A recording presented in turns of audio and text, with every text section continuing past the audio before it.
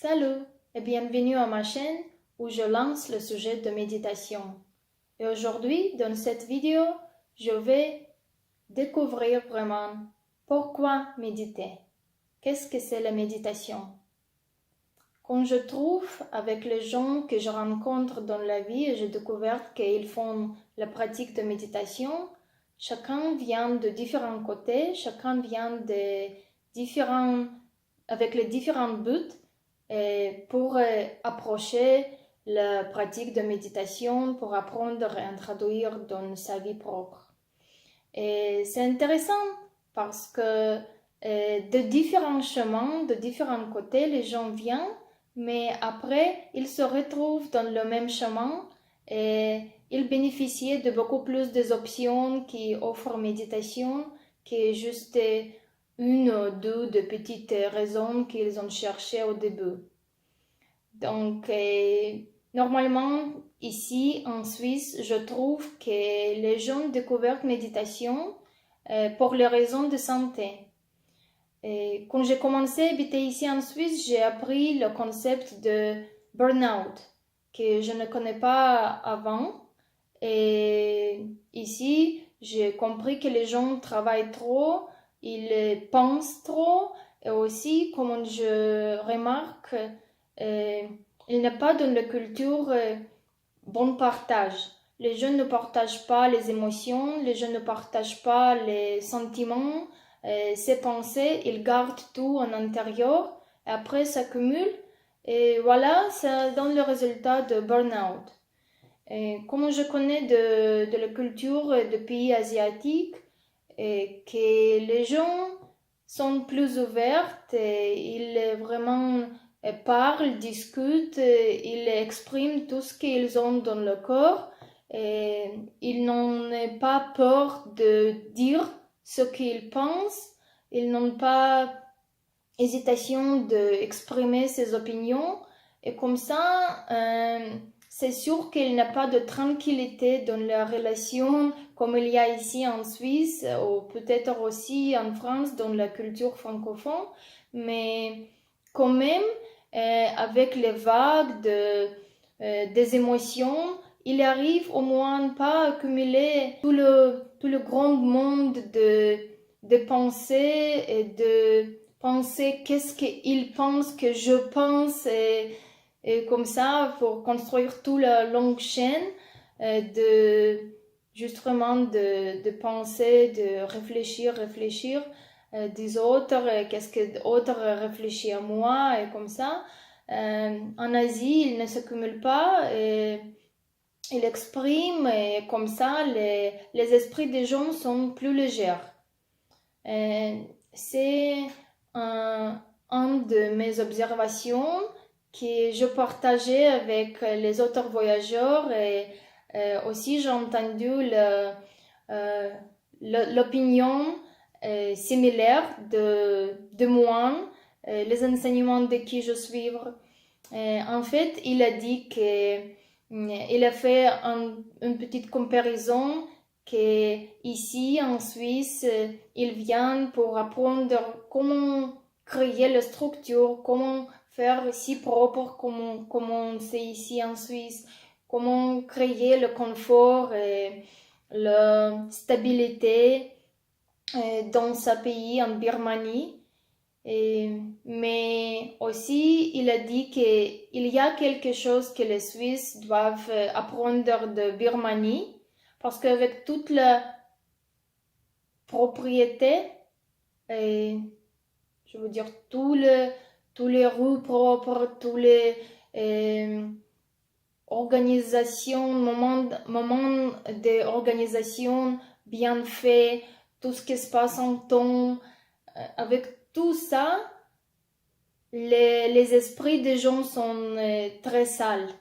Et c'est ça qu'il faut aussi nettoyer, c'est ça que les Européens, et forcément Suisses, qu'on ait été ici, qu'on ait pris son expérience ici, forcément Suisse et partout les Européens, ils doivent apprendre comment nettoyer aussi l'esprit. Pas juste en extérieur, la vie en extérieur, mais ça c'est très important, la vie en intérieur. Les gens viennent pour découvrir méditation pour les raisons de santé, pour se calmer.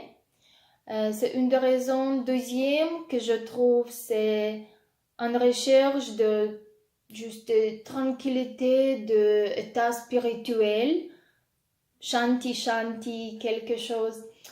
Je ne suis pas juste dans toutes les affaires de business et tout. Moi, je cherche aussi le Dieu, je cherche l'énergie.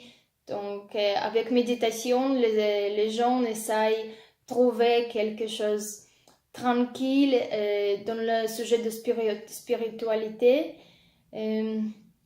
Qu'est-ce qu'il y a autre? Aussi, il y a trend, il y a façon de vivre dans le temps moderne, je peux dire, où on trouve yoga et méditation comme deux sujets principaux que les gens font pour être modernes maintenant dans ces jours-là. Mais en fait, méditation, comme je dis déjà un peu, c'est le moyen de la vie qui change notre perception de tous les événements, qui change notre comportement, parce que dans notre habitude, c'est réagir. Mais la pratique de méditation nous enseigne de ne pas réagir, mais agir.